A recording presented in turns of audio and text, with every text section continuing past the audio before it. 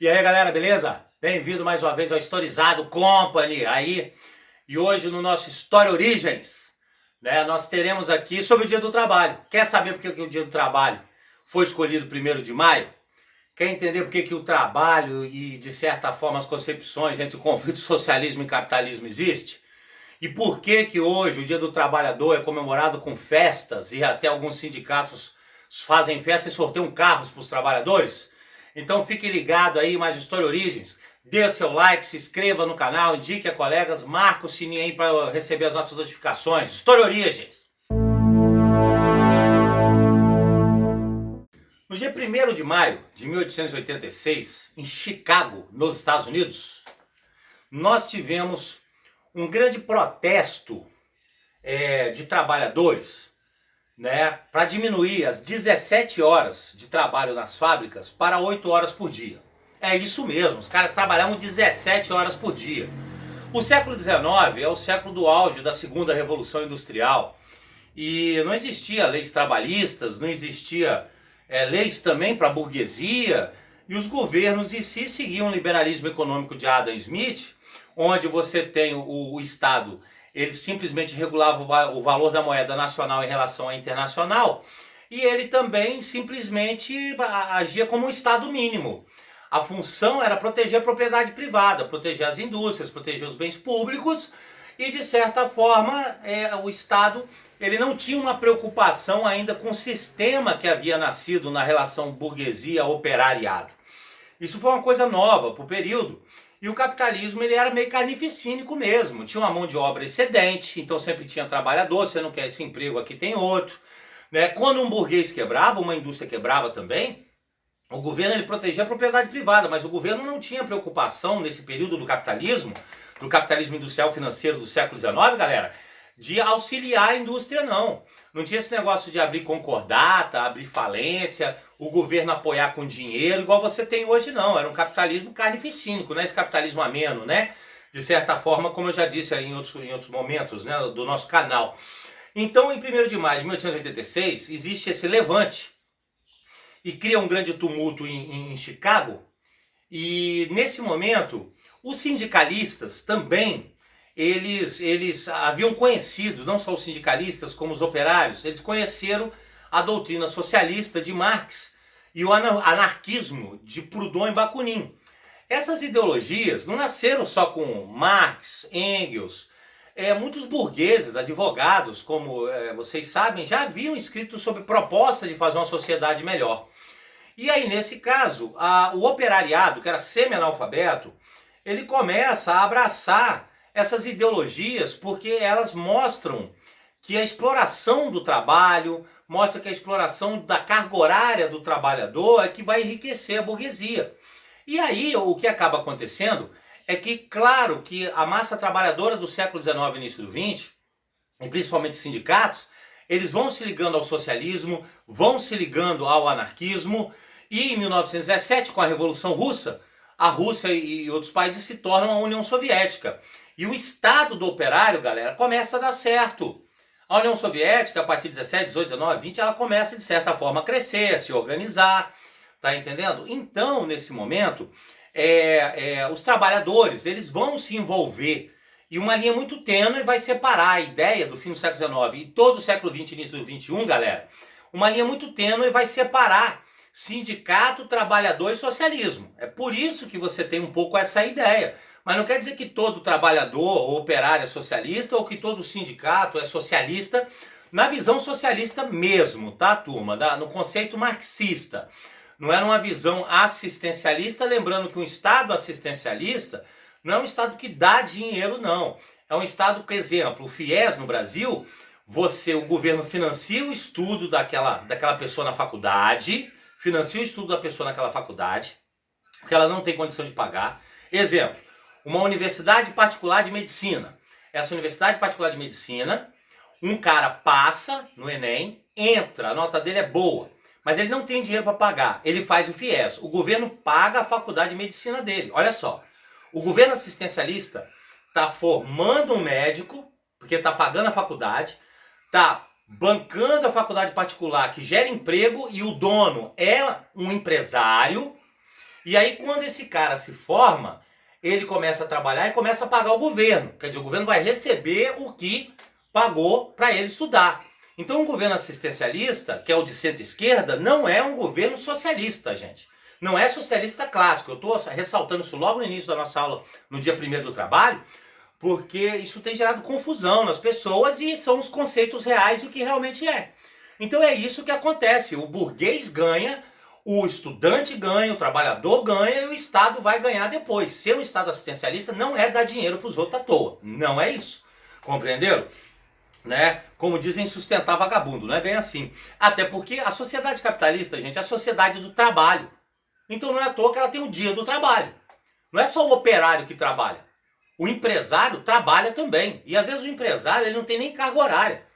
Mesmo que ele ganhe dinheiro, que ele venha viajar, às vezes o empresário ele trabalha o fim de semana, ele trabalha o sábado, trabalha o domingo, para que a empresa dele dê certo. Então o capitalismo é uma sociedade do trabalho. Compreenderam? Por isso nós temos o dia 1º de maio como dia do trabalhador, mas quase sempre é ligado às massas operárias, aos trabalhadores assalariados. Porque os empresários, vivendo num estado burguês, vivendo num estado capitalista, hoje as empresas têm respaldo para isso.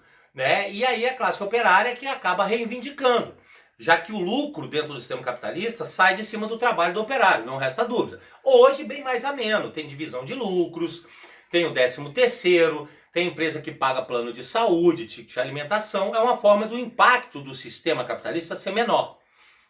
Mas o 1º de maio de 1886 em Chicago teve um grande levante e teve um grande tumulto, a polícia acabou batendo nos trabalhadores e tudo mais, né, dentro de Chicago. A história se espalha pelos Estados Unidos, se espalha de certa forma também pelo mundo. E os líderes desse movimento eram sindicalistas anarquistas. E aí a polícia de Illinois, ela acabou prendendo e esses caras foram condenados à forca. Essa é a grande questão.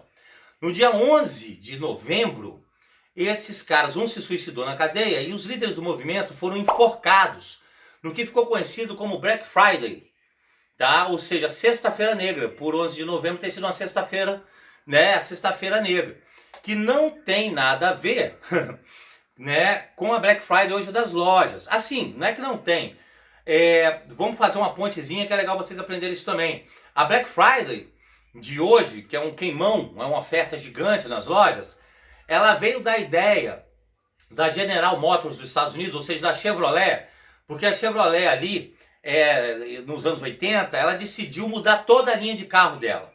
Toda a linha de carros, ela ia trocar todos os carros, todos os modelos. E aí os carros que ela tinha no resto da produção, ela decidiu vender a preço de fábrica. Sabe? Ela chamou de Black Friday, inspirado no dia de Black Friday de 11 de novembro, que esses trabalhadores foram enforcados, esses trabalhadores anarquistas foram enforcados. Porque era a ideia assim de degolar, enforcar, finalizar o movimento, acabar com aquilo. Então a General Motors chamou de Black Friday, tá? O seu queimão de carros, para lançar as linhas novas. E isso pegou, desde aquela época, nos Estados Unidos tinha Black Friday e se espalhou pelo mundo essa Black Friday que vocês conhecem das lojas. Então tem toda uma relação de consumismo, trabalhador, condenação, briga da polícia e operariado, governo. E aí os caras foram condenados à morte.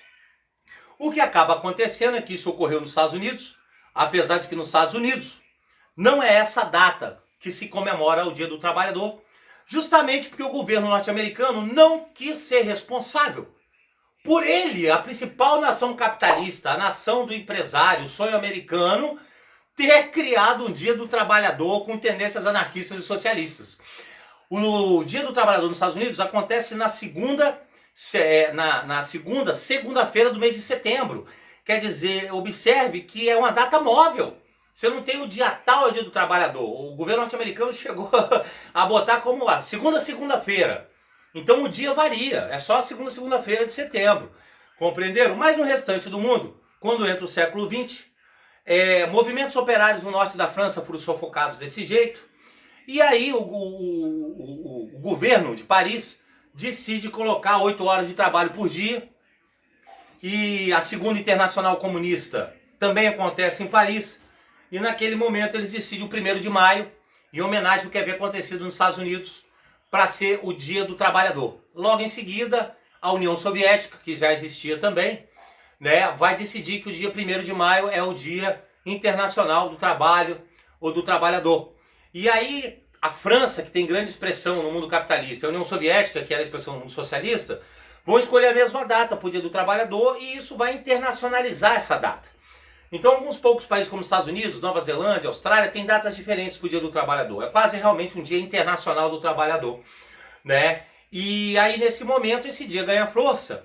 E ao longo do século XX, muitas manifestações foram acontecendo nessas datas, sempre reivindicando melhores condições de salário, de vida para os trabalhadores, para suas famílias, questão da saúde no trabalho. Hoje então existe a segurança no trabalho, que antes não tinha nada disso. E hoje você, cidadão, que é um trabalhador, você deve valorizar muito o Dia do Trabalhador nesse sentido, nas conquistas que a sociedade ganhou. Nas conquistas que você, como um operário, ganhou de segurança, ganhou de saúde, ganhou de direito. Da mesma forma que o empresariado consegue arcar com isso junto ao governo e ao mesmo tempo você é um trabalhador que já recolhe o seu imposto na fonte para a empresa. Então devemos abandonar um pouco essa guerra entre o operariado e o empresariado e buscarmos cada vez mais no Dia do Trabalhador, né, ter um dia de construção do nosso sistema juntos. Essa é que é a verdade. Sabe, no Brasil, aí nós tivemos ali na República Café com Leite, né, um surto industrial e o movimento anarquista e socialista chega com os imigrantes italianos. E nós tivemos a primeira greve geral também no Brasil ali e nasce, né, abraçam o dia 1º de maio como Dia do Trabalhador, mas os nossos movimentos aqui são sufocados pela polícia também. Mas em 1930, Vargas subiu ao poder, e na famosa Era Vargas, de 1930 a 45, galera, Vargas decidiu se tornar o pai dos trabalhadores, né? Você tem o ditado pai dos pobres, mas também o pai dos trabalhadores. Vargas, a partir de 1930, ele vai investir na burguesia brasileira e tentar desenvolver a industrialização, e é o que ele faz. Então ele precisava de bons trabalhadores, estudados, com saúde. Então Vargas vai fundar os sindicatos no Brasil. Vargas vai criar a consolidação das leis trabalhistas, a CLT. Então observe que Vargas ele vai industrializar o Brasil e ao mesmo tempo vai preparar o operariado. Então tomemos um pouco Vargas, né? Ele assume um poder onde ele quer a burguesia industrial junto com ele no poder e na nação, mas ao mesmo tempo ele é assistencialista com essa classe trabalhadora por ele criar os sindicatos. Mesmo que naquele momento ali, ele criando os sindicatos, o governo tem relação, vão manipular o operário, não foi bem isso que Vargas fez também. Uns interpretam assim, alguns historiadores, outros não. Mas ele cria o conjunto de leis trabalhistas aí, né, a consolidação das leis trabalhistas, a CLT, ele aceita os sindicatos, ele passa a dar estudo, saúde para o trabalhador. Então, nós saímos do governo de Vargas ali, o 1º de maio de Vargas era com discurso, o governo participando do trabalhador. Claro que ele era um populista, né? O populismo é aquele fenômeno político no qual o líder político ele é ligado ao empresariado, mas ele procura se identificar com o povo. Esse é o fenômeno populismo, né? Então ele tenta se identificar com o povo, mas ele está ligado ao empresariado, tá entendendo? Por isso que a gente diz que o Lula não é populista, porque o Lula veio do povo, diferente do conceito de populismo. O Lula até podia ser populista, mas ele veio do povo. Então ele não é um populismo clássico. Compreenderam? E aí nesse momento a gente entra ali depois, né, da Segunda Guerra Mundial no governo Vargas. Os operários brasileiros, os trabalhadores, o 1º de maio vai ser marcante, os movimentos sindicais vão para a rua, aí vem a nossa ditadura, né, que está em plena Guerra Fria. A ditadura manteve o capitalismo de forma mais neofascista, às vezes mais radical, mas manteve. Acontece as movimentações operárias, mas a greve é proibida por lei na ditadura, então não tinham certas manifestações, mas a ditadura não abandonava também assim um trabalhador. Tá entendendo? Sejamos sensatos.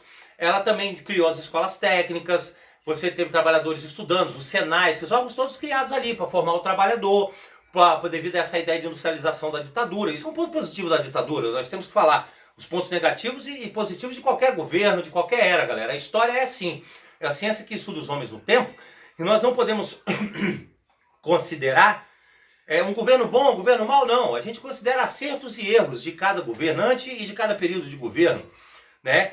Então, nesse momento, a ditadura ela acabou porque a Guerra Fria acabou. O mundo socialista perdeu a Guerra Fria e o capitalismo ele mudou de concepção. o capitalismo não existia mais a burguesia e o operariado. Hoje se divide em classe A, B, C, D e E. Né? É a classe burguesa, a classe média, a classe pobre. É uma divisão simplória, mas não é. É classe A, B, C e D. A classe A é dos grandes burgueses, grandes investidores, donos de bancos, das grandes indústrias de farmácia, de automóveis, compreenderam? O grupo B seriam uma média burguesia, dono de redes, né? Redes de padaria, gerentes de bancos, empresas de investimento para investidores. A classe C seria a famosa classe média, que ela até se subdivide em classe média alta e classe média baixa. Né? A classe D seria a classe de pobres. E a classe E é uma classe de pobres, mas dentro de uma renda per capita muito pequena. Compreenderam? Não chega a ser uma classe miserável, que a gente fala em classe F, até faz um trocadilho com F, né? Mas a ideia, na verdade, seria essa. Então hoje a concepção do trabalhador é diferente no capitalismo. Hoje o capitalismo ele é diferente. Nós temos mais o sistema socialista, não existe mais o sistema socialista econômico. Como eu já disse, a China é comunismo de mercado, então a China não é toda socialista. Ela tem um governo ditatorial, socialista, mais uma economia, tá ok? Uma economia chamada comunismo de mercado, com livre comércio, com pessoas montando empresa, com pessoas tendo apartamento para alugar, igual a sua vida é aqui no Brasil, nos Estados Unidos, a vida do chinês na China também é. Ele só tem um governo onde permite um partido único, somente, onde ele dá valor à cultura chinesa, tá? Diga-se de passagem. E aí muitos dos radicalismos chineses é mal interpretado. Eu estou aproveitando para estender isso aí. Porque, na verdade, a própria tradição oriental, turma, é uma tradição de maior respeito do que a do Ocidente. Ela é mais hierárquica, respeita mais velhos, essas coisas. Então, muitas vezes parece que o governo chinês é muito radical, mas a própria tradição e cultura deles é assim, diferente das nossas democracias ocidentais, né? Mas hoje, com esse capitalismo mais ameno, o que era operário, proletário, ele é colaborador da empresa. Hoje as empresas trabalham muito assim, você tem um empresário e um colaborador. Você colabora com o serviço da empresa para você até ganhar mais dinheiro, para a empresa sempre funcionar. É uma concepção completamente diferente. Por isso que nos últimos tempos, as centrais sindicais do Brasil, como a CUT e outras mais, fazem grandes festas com shows de cantores famosos, sorteiam carros. Hoje, claro que você tem algumas paradas de trabalhadores um pouco mais radicais, um pouco mais manifestações mais esquentadas, mas até as centrais sindicais do nosso país, hoje o Dia do Trabalhador é comemorado com passeio no Parque do Ibirapuera e tudo mais, é assim que acontece, ou seja, até a concepção de centro-esquerda, até uma concepção de trabalhador, hoje é muito mais de colaborador e de capitalismo mais ameno do que foi no passado. Algumas nações na Europa, diga-se de passagem, fazem movimentos na rua muito mais violentos do que até no nosso país. Então o que eu tenho a desejar a vocês é um feliz dia do trabalho. Devemos entender essa nova fase do capitalismo como sistema, devemos trabalhar, entender que não só o trabalhador como o empresário também trabalha e vice-versa, e que nunca devemos explorar a mão de obra de nada nem ninguém. Bom, se gostaram, dê seu like aí, né? Se inscreva no canal, marca o sininho aí no historizado, tá entendendo? Para você sempre receber suas notificações, indique aos colegas, espero que tenham gostado, porque agora você já está historizado. Um abraço, galera!